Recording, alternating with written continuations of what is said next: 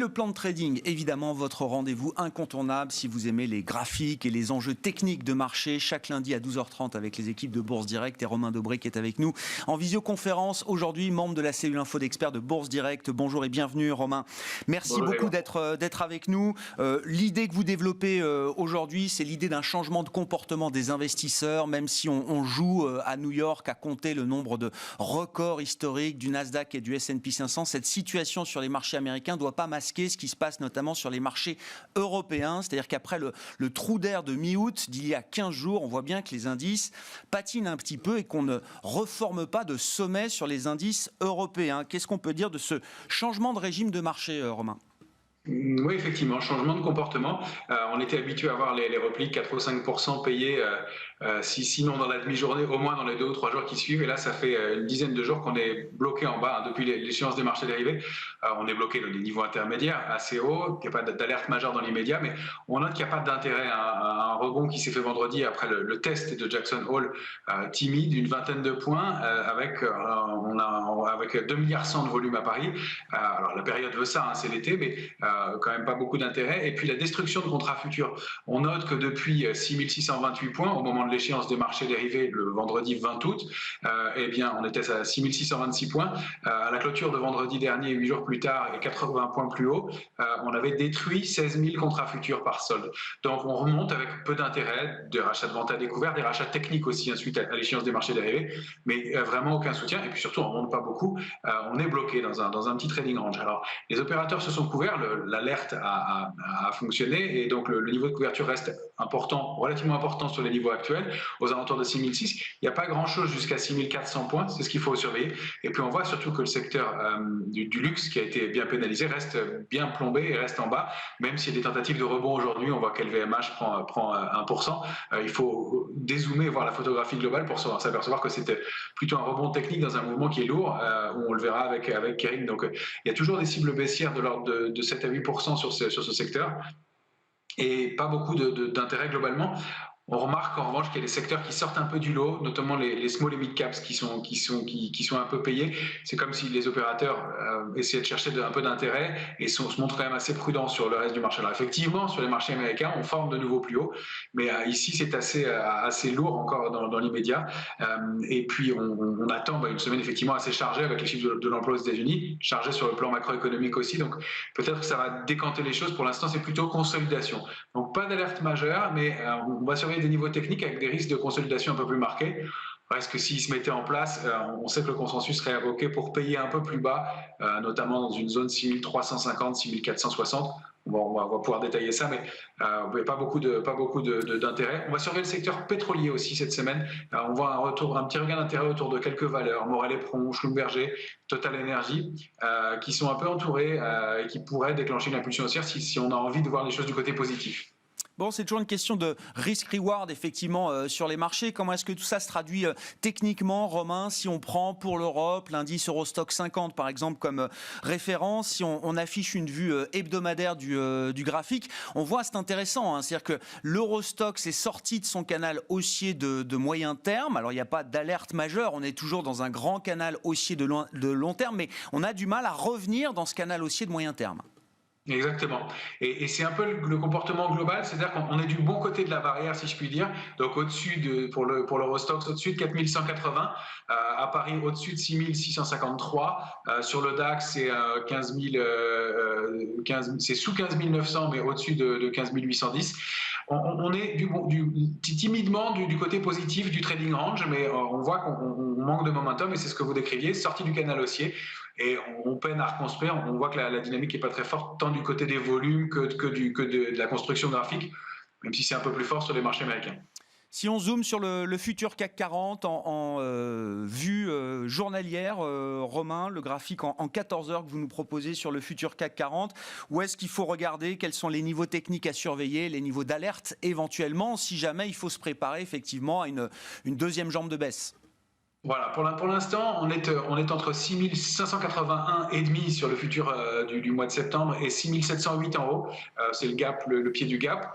Et un marché qui s'était formé un peu sous forme de gruyère les derniers jours avec beaucoup de gap. Et puis, on s'est articulé toute la semaine dernière un petit peu au-dessus de ce point important, 6653 points. Ça, c'est la médiane du petit trading range au sein duquel on évolue. Donc, 6581. Première alerte, sous 6653, on aurait déjà des signes de faiblesse et une forte probabilité d'aller corriger vers au moins 6581, voire dupliquer le mouvement baissier qu'on a connu précédemment. Donc ça, c'est du très court.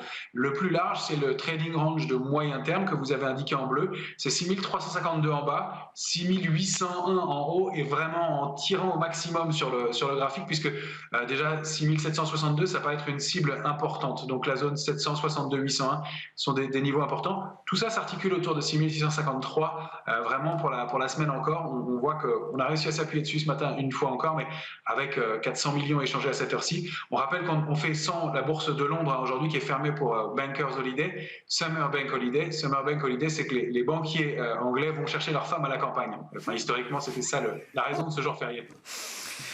Bon, peut-être que c'est toujours le cas d'ailleurs, on ne sait pas, mais en tout cas, effectivement, Londres est fermé aujourd'hui. Revenons quand même aussi sur le secteur du luxe, vous l'avez dit d'un mot, Romain, mais c'est très intéressant. Alors, on affiche le graphique de Kering, qui est l'ex-PPR, évidemment, Gucci étant la maison phare du groupe Kering aujourd'hui. C'est peut-être la valeur qui a le plus de bêta dans ce secteur du luxe, donc c'est pour ça qu'on regarde de près ce qui se passe sur Kering. C'est intéressant de voir sur ce graphique que vous nous proposez la violence avec laquelle le titre Kering avait franchi les limites de son canal haussier de long terme au début de l'été et la violence symétrique avec laquelle le titre est revenu justement dans la borne haute de ce canal. Est-ce qu'on est toujours suracheté sur le secteur du luxe aujourd'hui, Romain ?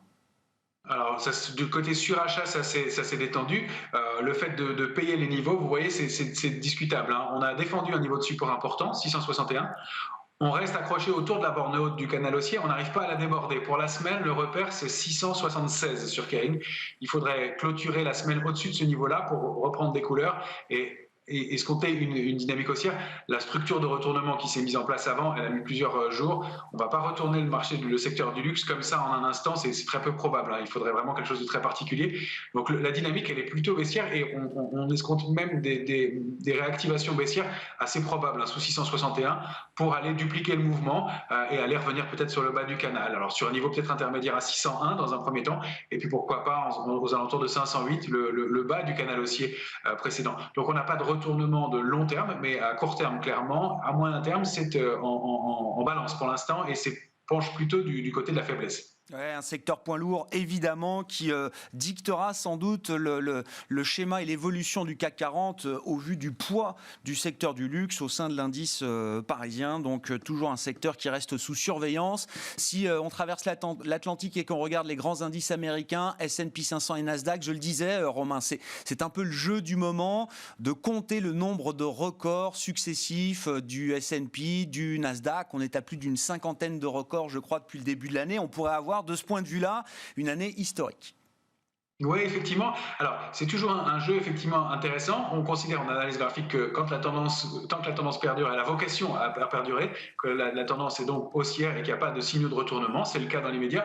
Maintenant, il ne faut pas se laisser avoir par ces principes de records qui sont grappillés, on le voit sur le graphique, jour après jour, avec un indice qui, lui, reste quand même complètement calé au milieu de son canal haussier de moyen terme. Alors, il est toujours haussier.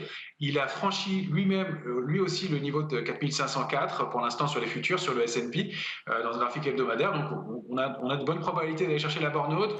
Reste que ça se fait sur un momentum qui est assez faible et qu'on a des niveaux de retournement qui sont assez lointains, mais une dynamique qui pourrait donner des signaux de fléchissement assez rapidement compte tenu du volume, etc. Donc, on accompagne à la hausse. Les indices américains restent les indices forts, mais vous voyez qu'on n'a pas le momentum depuis maintenant le mois d'avril pour aller chercher la borne haute du canal haussier. C'est quand même assez mou. Bon, même situation du côté du Nasdaq 100 que vous surveillez particulièrement, Romain. Là aussi, on est loin des niveaux d'alerte de court terme. Est-ce qu'on peut parler là aussi d'un sentiment d'épuisement peut-être aussi si on regarde la partie très technologique du marché américain ? Oui, on a réussi à déborder un niveau qu'on surveillait la semaine dernière, 15 158 sur le Nasdaq 100. Là, c'est un graphique en journalier que vous avez sous les yeux. On voit qu'à l'intérieur du grand canal haussier de moyen terme, eh bien, on a un petit canal haussier de court terme dont on respecte bien les bornes. Et là, on bute sous 15 469. 15 469, c'est une nouvelle résistance intermédiaire. C'était la cible du mouvement précédent. Donc, on peut aller chercher des extensions de la même façon. On va se méfier de la borne haute du canal haussier de court terme. On voit que, encore une fois, même si on a passé le test de Jackson Hole, pour l'instant, on peut se demander quels vont être les drivers à l'entame d'un mois de septembre, qui est toujours le mois faible de l'année, avec un momentum qui était relativement faible et des volumes qui pêchent un peu. Mais pour l'instant, pas d'invalidation de la dynamique haussière, en tout cas sur les indices américains. C'est plus chez nous que ça pêche. Et puis sur le plan des matières premières, alors intéressant de noter que le pétrole a quand même pas mal rebondi la semaine dernière. Romain, techniquement, qu'est-ce que ça donne comme situation si on prend le baril de Brent comme référence ? C'est intéressant de le regarder effectivement parce que ça entraîne tout le secteur. Déjà le secteur des matières premières en général, un indice CRB qu'on regarde de temps en temps avec 19 matières premières représentées. Donc ça en fait toujours un indice fort, le CRB. Et puis cette réaction puissante sur les 64,85 sur le Brent et puis le débordement de 71,60. Maintenant on arrive dans une zone dure. Je l'ai limité à une seule résistance, c'est 75,20. Il y a plusieurs niveaux. On voit que ce sont des niveaux qu'on n'a pas réussi à atteindre depuis 2014 ou difficilement en tout cas qu'on n'a pas pu pénétrer depuis longtemps. Donc on va surveiller les abords de 75,20 sur lesquels on a buté pendant plusieurs semaines, vous le voyez sur le graphique hebdomadaire. Donc un niveau de résistance dur, important, mais sur lequel, si encore une fois on veut voir les choses du côté positif, qui pourrait alimenter le rebond de tout le secteur lié aux énergies en général, et puis le secteur oil and gas qui est important, qui est bien représenté avec des valeurs comme Total Energy, on l'évoquait, Technip Energy, pourquoi pas, et donc qui pourrait peut-être être le déclencheur qu'on va surveiller. Ce sont des secteurs qu'on surveille, c'est sous surveillance pour l'instant. Morel et Pron, on a même pris une position acheteuse dessus à court terme pour essayer d'accompagner ce mouvement. On reste quand même très prudent et très parcimonieux dans ce marché qui est quand même assez nerveux, assez volatile et puis pas soutenu encore une fois avec un ratio risque-rendement que vous évoquez qui est propice quand même au trou d'air et avec des extensions possibles qui sont assez modestes malgré tout. Merci beaucoup Romain. Romain d'Aubry qui nous accompagne donc chaque lundi à 12h30 pour le plan de trading avec notre partenaire Bourse Direct. Une semaine qui sera encore intense. Alors les banques centrales ont passé leur rentrée. La BCE se réunira la semaine prochaine. Mais on aura dans l'intervalle tout au long de la semaine des chiffres importants. L'inflation en zone euro, la première estimation, l'estimation rapide du mois d'août qui sera publiée demain en fin de matinée. Et puis sur le plan américain, des enquêtes d'activité pour le secteur manufacturier, le secteur des services également pour le mois d'août. Et puis surtout, le chiffre de l'emploi du mois d'août, le rapport mensuel sur l'emploi américain qui sera publié ce vendredi à 14h30.